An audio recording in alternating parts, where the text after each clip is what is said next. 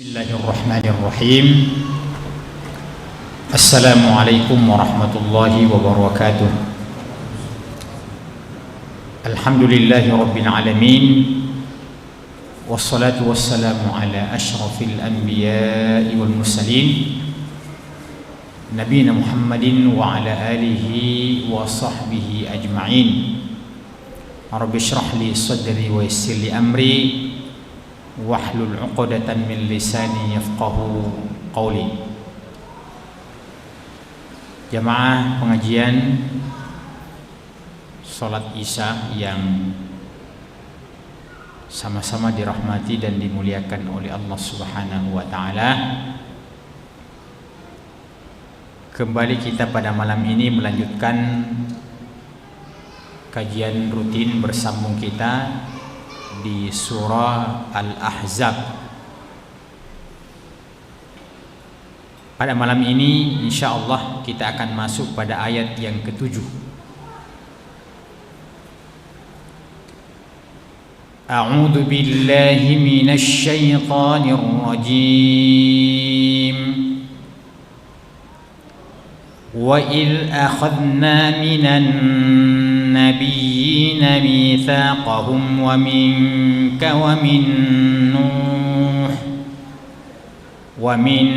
نوح وإبراهيم وموسى وعيسى بن مريم وأخذنا منهم ميثاقا غليظا.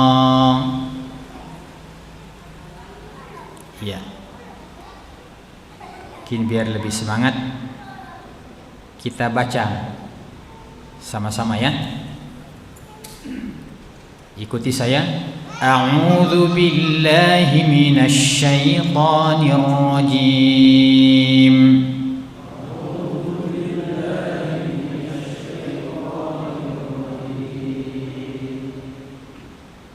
Wa il akhadna minan النبيين ميثاقهم ومنك ومن نوح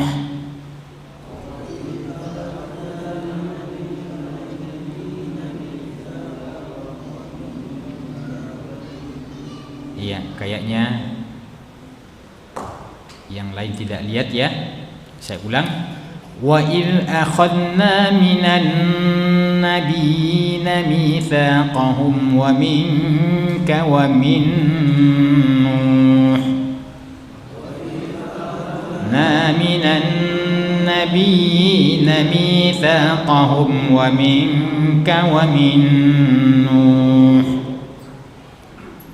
wa minka wa min nuhin wa Ibrahim wa Musa wa Isa bin Maryam wa minka wa min nuhin wa Ibrahim wa Musa wa Isa bin Maryam wa akhadna minhum mitsaqan ghalidha وأخذنا منهم ميثاقا غليظا. Al-Ahzab ayat 7. Wa id akhadna minan nabiyyin,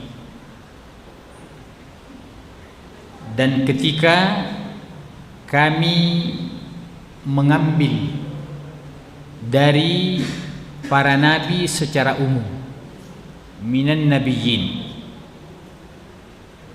mitsaqahum, perjanjian mereka. Dan ingatlah ketika kami mengambil dari para nabi secara umum, minan nabiyyin, mitsaqahum, perjanjian mereka, wa minka, dan dari engkau. Maksudnya adalah Nabi kita Muhammad sallallahu alaihi wasallam. Jadi secara umum Allah mengambil perjanjian, akad, mitsaq kepada Nabi secara umum Kemudian siapa yang secara terperinci? Yang pertama, wa minka, dan dari engkau Muhammad sallallahu alaihi wasallam. Ini sudah dapat kita mengambil satu pelajaran di mana Nabi sallallahu alaihi wasallam disebutkan pertama di sini. Iya. Wa min Nuh, dan dari Nabi Nuh yang merupakan rasul yang pertama yang Allah utus untuk memperbaiki akidah dan tauhid manusia antara Adam dan Nuh.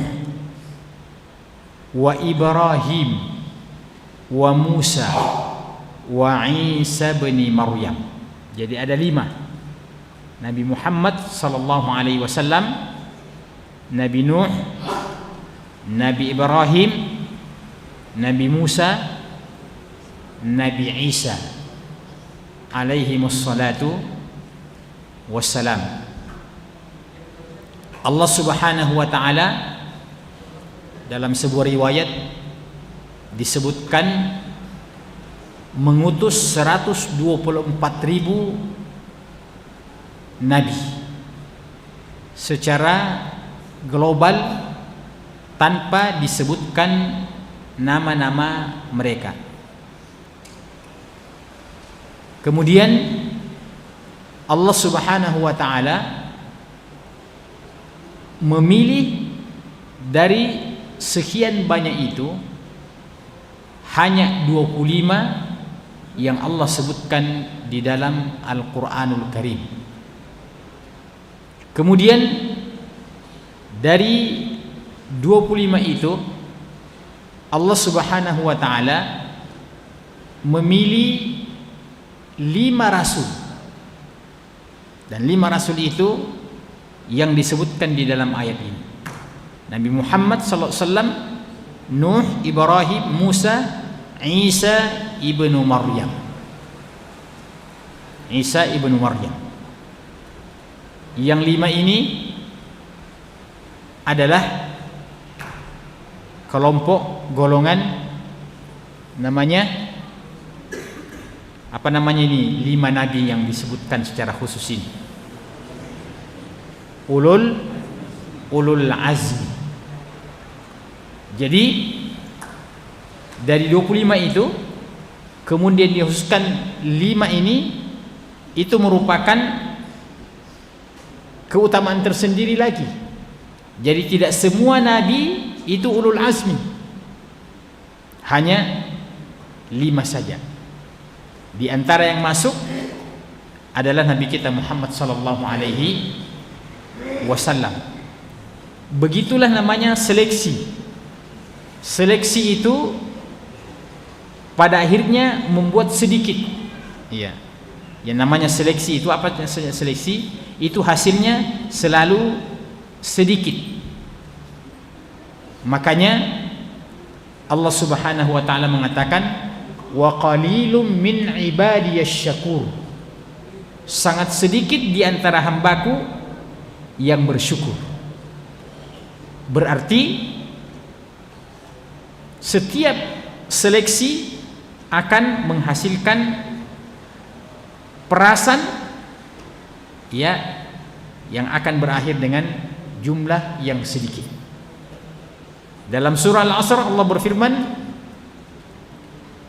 wal 'asri innal insana lafi khusr. Demi masa semua manusia dalam keadaan rugi. Illal ladzina amanu. Nah, ini sudah mulai ditapis. Mulai ditapis ini, illal ladzina amanu. Terkecuali orang-orang beriman dan beramal soleh. Jadi yang dikecualikan itu selalu jumlahnya sedikit jamaah sekalian. Iya. Saya kasih contoh. Ini dalam kaidah Al-Quran, kaidah bahasa Arab. Iya. Umpamanya seorang guru, seorang dosen yang mengajar di satu kelas Umpamanya jumlah mahasiswanya atau muridnya katakanlah 50. Itu yang terdaftar. Maka kalau kita mengecualikan semua mahasiswa hadir kecuali satu orang, berarti ini adalah pengecualian yang sudah tepat berdasarkan kaidah. Karena 50 mahasiswa yang kita ingin tegaskan bahwa yang tidak hadir itu memakai pengecualian kecuali satu. Dalam konteks ini tentu konteksnya negatif karena dia tidak hadir. Iya. Sampai 2, 3, 4 sampai 24 itu masih bisa kita membuat pengecualian. Kan 50 tadi. Semua mahasiswa hadir kecuali 24. Masih lebih banyak yang hadir. Yang dikecualikan ini lebih sedikit walaupun sudah hampir sama. Begitu nambah satu maka seimbang. Ya. Yang diperselisihkan oleh para ulama, itu ada perselisihannya, adalah ketika sebelum pengecualian dan setelah pengecualian, yang dikecualikan itu seimbang atau sama dengan yang sebelumnya. Jadi kalau saya mengatakan ini 50 ya, semua mahasiswa hadir kecuali 25 orang, itu sudah mulai tidak disepakati oleh para ahli bahasa. Sudah mulai tidak disepakati oleh para ahli bahasa kalau dia seimbang antara yang hadir dengan yang tidak hadir. Yang disepakati itu adalah ketika yang dikecualikan lebih sedikit. Ketika yang dikecualikan itu lebih sedikit, maka dia adalah pengecualian yang tidak benar ketika yang dikecualikan itu lebih banyak. Umpamanya 50 tadi, ingat semua mahasiswa hadir kecuali 26. Itu sudah tidak benar. Itu sudah tidak benar. Bagaimana yang benarnya? Dibalik. Semua mahasiswa tidak hadir. Semua mahasiswa tidak hadir kecuali 24. Berarti 24 yang hadir. Jadi jangan mengatakan semua mahasiswa hadir kecuali 26. Itu sudah tidak diterima dalam kaidah grammar bahasa Arab. Iya. Maka kalau umpamanya ada orang yang membuat pengecualian, dia bilang, Masya Allah, semua mahasiswaku hadir. Ini tadi 50. Ya, semua mahasiswa saya hadir kecuali 49. Oh, itu langsung di blacklist. Itu tidak benar, itu redaksi yang seperti itu. Mestinya mengatakan semuanya tidak hadir kecuali satu. Tapi untuk dia menghibur dirinya, dia bilang semua mahasiswaku hadir. Iya. Kecuali 49, berarti satu ji. Oke? Nah, Allah bilang illal ladzina amanu wa 'amilus solihati wa tawassaw bil haqqi wa tawassaw bis sabr. Berarti kalau demikian, kalau kita ingin membandingkan asalnya manusia itu yang dominan rugi atau yang beruntung? Berdasarkan kaidah yang kita sebutkan dan ayatnya adalah surah Al-Asr yang kita angkat sebagai contoh. Asalnya manusia itu rugi atau asalnya manusia itu beruntung? Rugi. Itu asalnya manusia rugi. Karena Allah bilang innal insana lafi khusrin. Kebanyakan memang kita lalai. Iya. Coba kalau kita lihat di jalan-jalan. Iya. Orang Islam berapa yang singgah salat? Ya, berapa yang singgah salat? Pasti lebih sedikit yang singgah salat. Iya. dan seterusnya dan seterusnya. Makanya ketika Allah mengatakan illal ladzina amanu wa amilus solihat, pasti itu adalah hasil seleksi dari innal insana lafi khusr. Yang tidak merugi itu illal ladzina amanu wa amilus solihati wa tawasaw bil haqqi wa tawasaw bis sabr. Nah, dalam perkara-perkara kebaikan jamaah sekalian, dalam perkara-perkara kebaikan itu tidak mengapa prinsip kita dalam masalah kebaikan itu ada sifat ego, ya. Kan kalau ego itu pasti berkonotasi negatif selalu. Ego sekali orangnya itu, egois. Nah, itu pasti negatif. Tapi dalam agama, ya, untuk kaitannya dengan kebaikan itu tidak mengapa ada sifat ego. Bagaimana maksudnya itu jemaah sekalian? Iya. Tadi ini kan illal ladzina amanu dan seterusnya. Itu kan sedikit.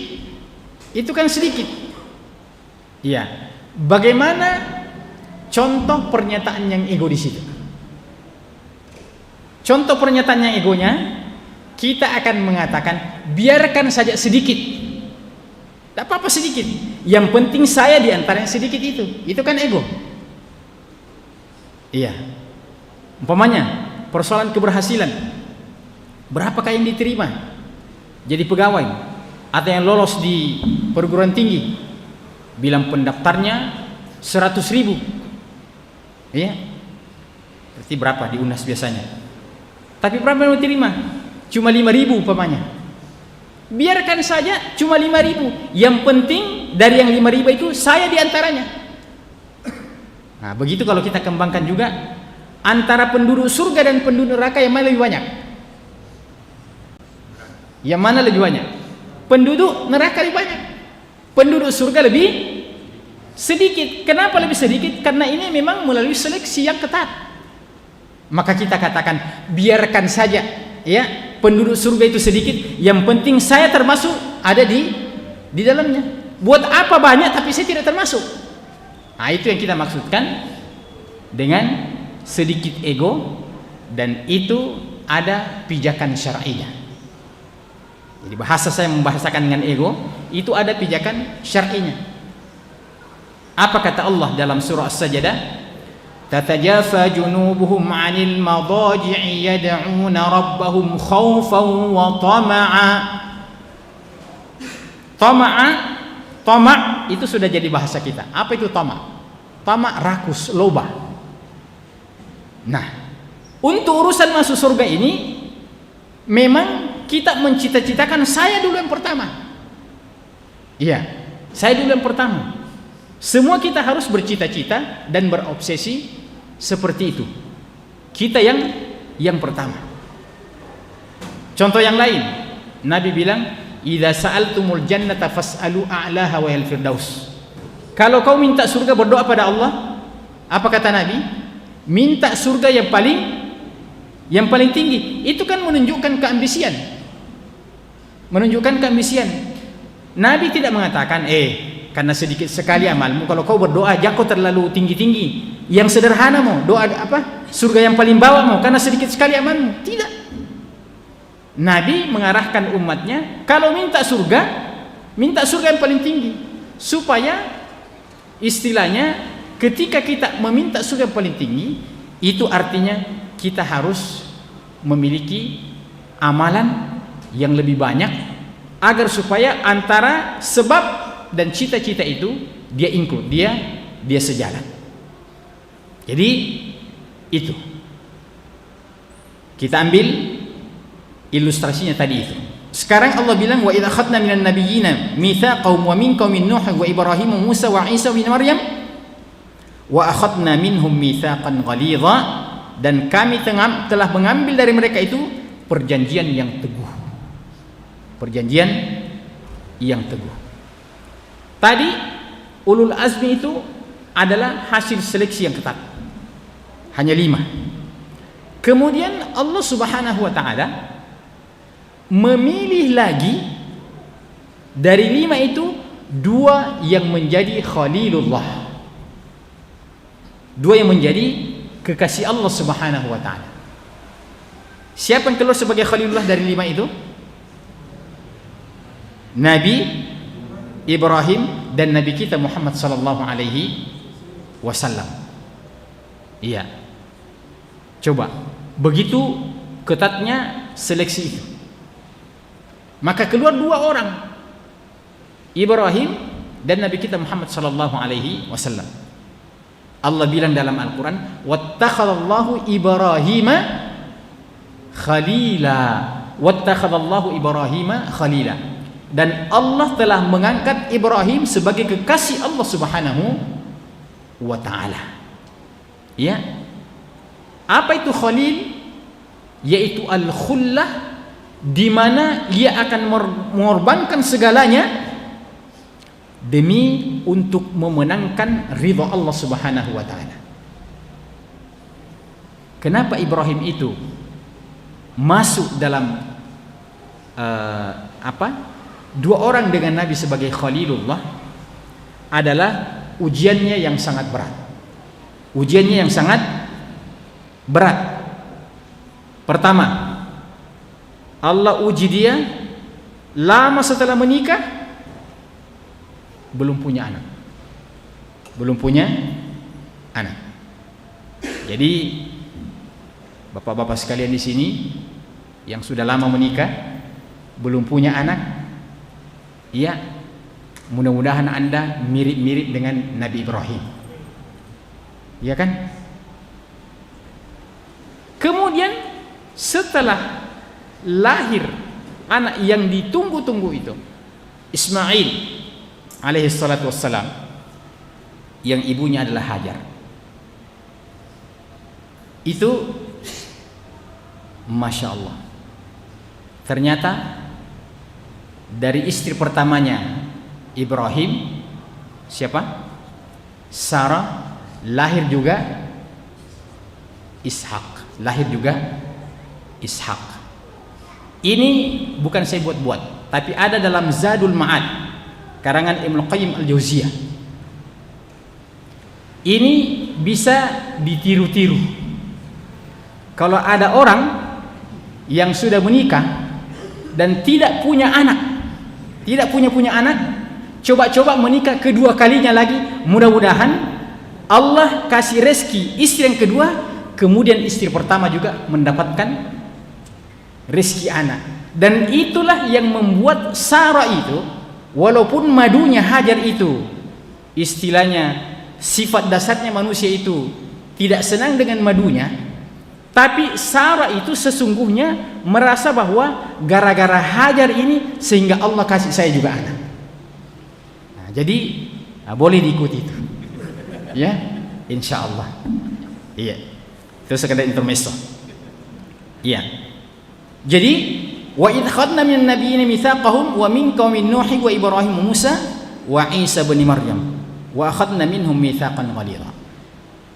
Kemudian Allah Subhanahu wa taala dari 2 orang ini seleksi yang cukup ketat. Siapa yang dijadikan sebagai yang terbaik? Keluarlah Nabi kita Muhammad SAW sebagai Nabi yang terbaik, Nabi yang paling afdal. Allah jadikan beliau sebagai Sayyidul Anbiya'i wal Mursalin, sebagai pemimpinnya dan penghulunya para nabi dan rasul. Dan karena beliau adalah sebagai nabi yang terbaik, maka semua yang ada hubungan emosionalnya dengan beliau itu dijadikan juga sebagai orang yang terbaik. Allah bilang tentang umat-umat itu dari zaman ke zaman, siapa yang terbaik di antara umat itu? Allah bilang kuntum khaira ummah. Kuntum khaira ummah, kalian adalah umat yang terbaik.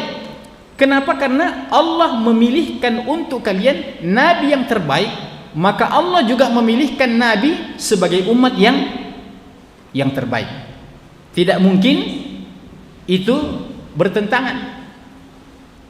Nabi memilihkan umpamanya umat yang terbaik, Nabi memilihkan istri-istri solehah, ya, yang terbaik, ummahatul mukminin. Maka semakin ke sana semakin ditapis, semakin di sana ke sana semakin ditapis. Wa akhadna minhum mitsaqan ghalidha. Apa sebenarnya yang Allah ambil perjanjiannya dari para nabi itu secara umum, dan kepada yang 5 orang ini secara khusus? Apa yang Allah ambil dari mereka? Yaitu akad, atau dalam bahasa istilah sekarang ini MOU, ya, MOU yang Allah ambil dari mereka. Di sini dikatakan yukhbiru ta'ala annahu akhadha minan nabiyyina umuman.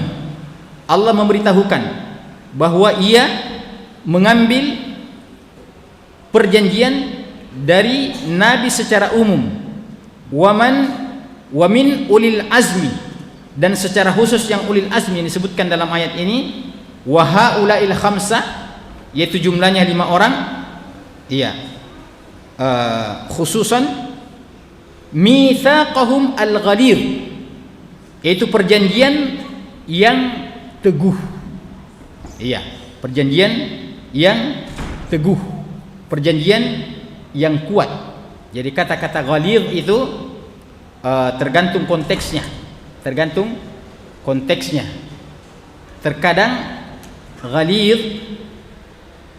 kalau kita kaitkan dengan macam-macam najis, ada najasa mukhaffafah, ada najasa mutawassitah, yang terakhir namanya najasa mughalladhah.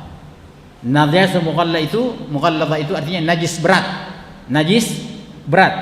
Mughalladhah itu juga yang menjadi kata-kata ghalidh dalam ayat ini. Wa akhadna minhum mitsaqan ghalidha. Perjanjian yang begitu teguh, yang begitu kuat. Ya. Apa itu jamaah sekalian? Ya. Alal qiyami bidinillahi wal jihadi fi sabil. Allah telah mengambil perjanjian dengan para nabi itu untuk menegakkan agama Allah Subhanahu wa taala dan untuk berjihad di jalan Allah Subhanahu wa taala. Wa anna hadza sabil, dan ini adalah jalan-jalan yang telah dilewati oleh nabi-nabi dan rasul sebelumnya. Jadi Nabi sallallahu alaihi wasallam itu istilahnya tinggal copy paste saja dengan para pendahulunya. Bukan cuma engkau Muhammad, tapi pendahulu-pendahulumu itu telah aku membuat perjanjian dengan mereka. Mitsaqan ghalidha hatta khatamu bi sayyidihim. Hanya saja engkau Muhammad yang menutup, ya, yang mengakhiri, wa afdalihim, dan menjadi nabi yang paling afdal, yaitu Muhammad sallallahu alaihi wasallam. Saya tutup dengan satu riwayat yang menyebutkan tentang keutamaan Nabi sallallahu alaihi wasallam dan keutamaan umat Nabi sallallahu alaihi wasallam. Dalam sebuah riwayat,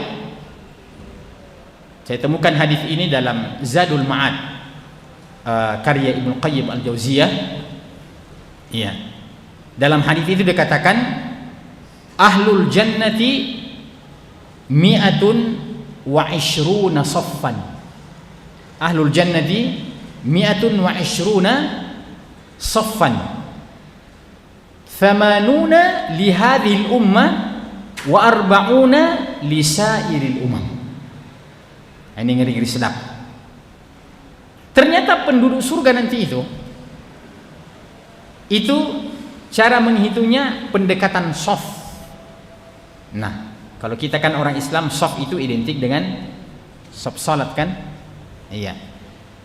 Itu berapa jumlahnya penduduk surga? Secara umum berapa soft? Hanya 120 soft. Hanya 120 soft.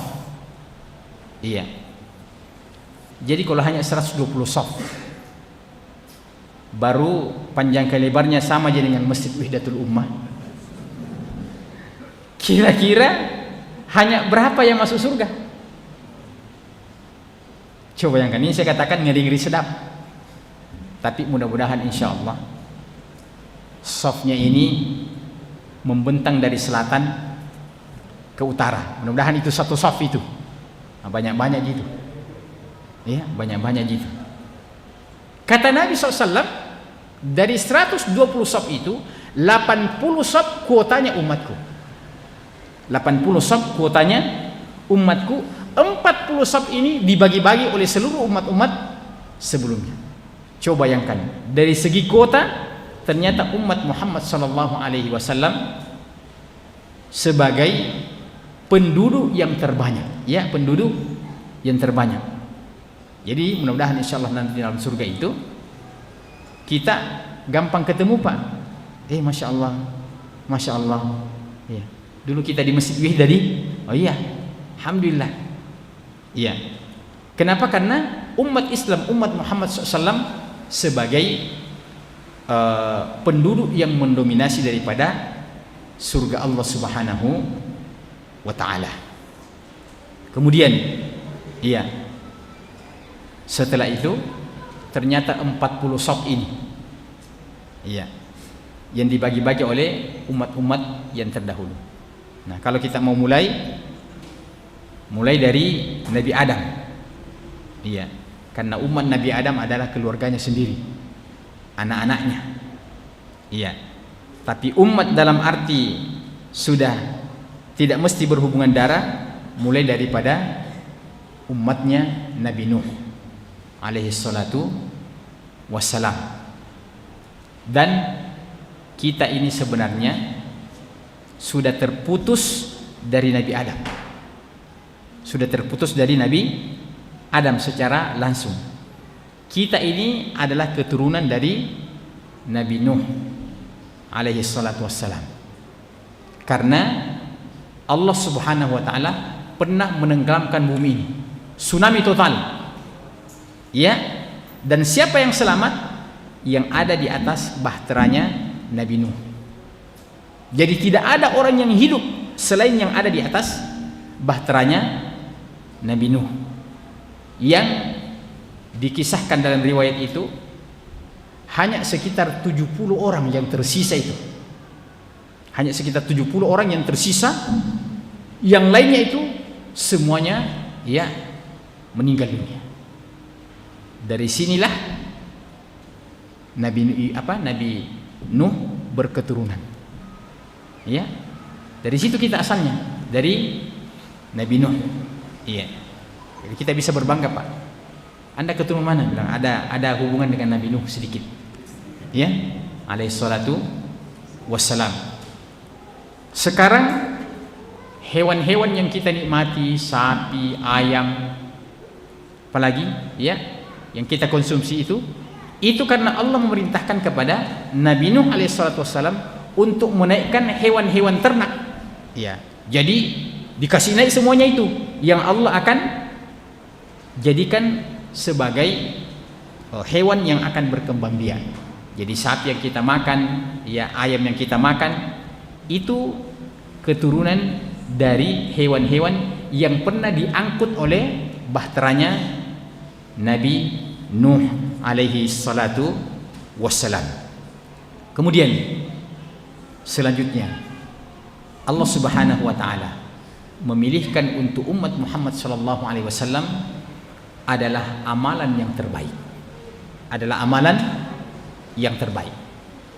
Yang kedua, ya, kita simpulkan, Allah Subhanahu wa ta'ala memilihkan untuk umat Muhammad sallallahu alaihi wasallam sebagai tempat yang mula dan tempat yang paling diberkahi.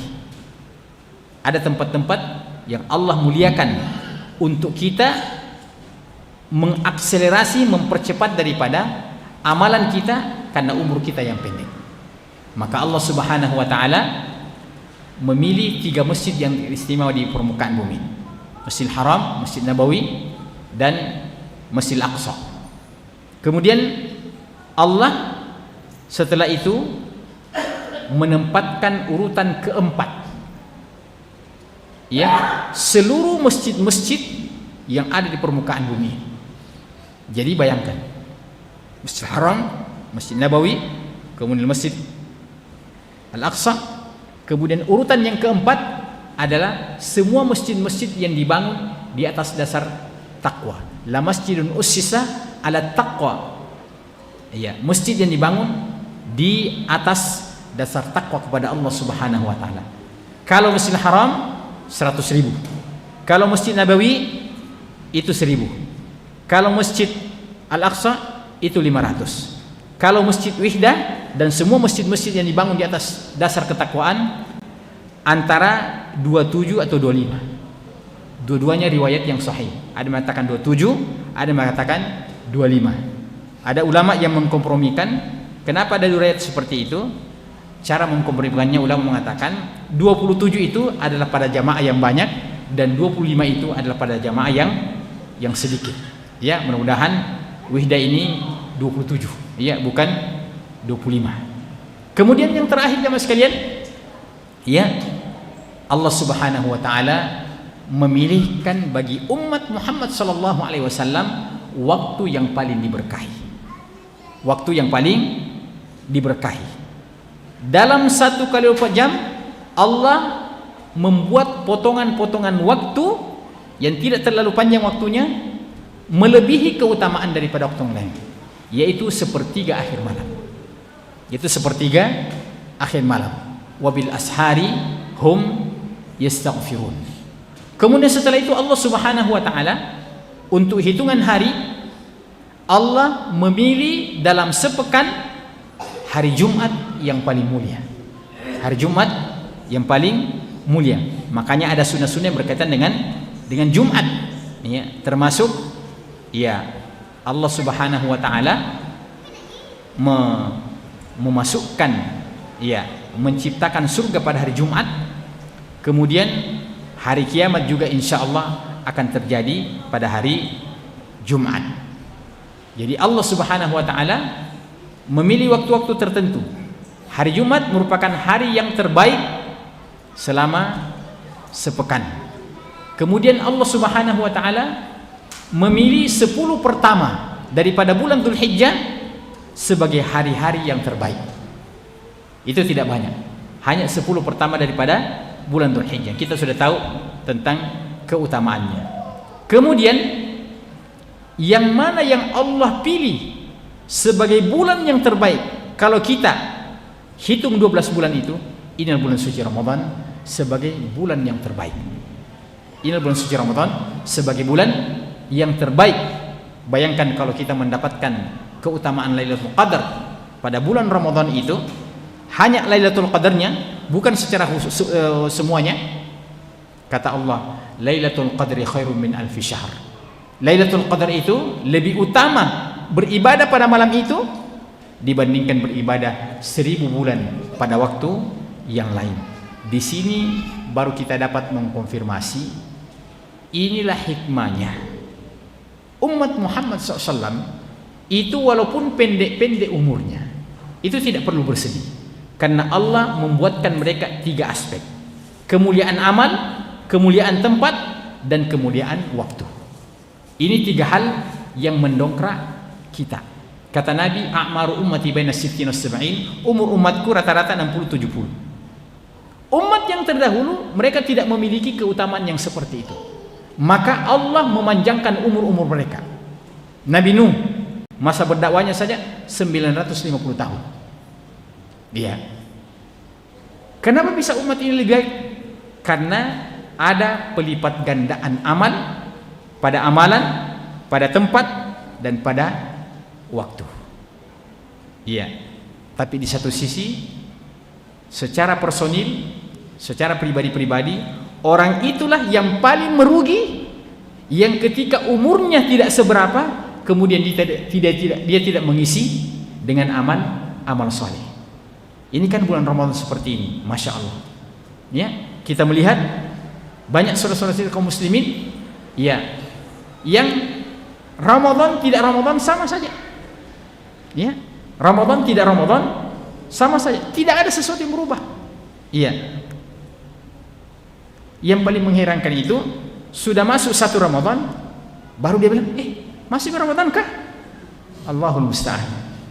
Itu kan bulan Sya'ban, Allahumma barik lana fi Sya'ban wa ballighna Ramadan. Ada orang yang sudah masuk, ternyata dia tidak tahu kalau sudah masuk waktu-waktu yang diberkahi oleh Allah Subhanahu wa taala. Demikian jemaah sekalian apa yang bisa kita sampaikan, semoga bermanfaat. Subhanakallahumma hamdika asyhadu an la ilaha illa anta astaghfiruka wa atubu ilaik wa akhiru da'wana alhamdulillahi rabbil alamin. Wassalamualaikum warahmatullahi wabarakatuh.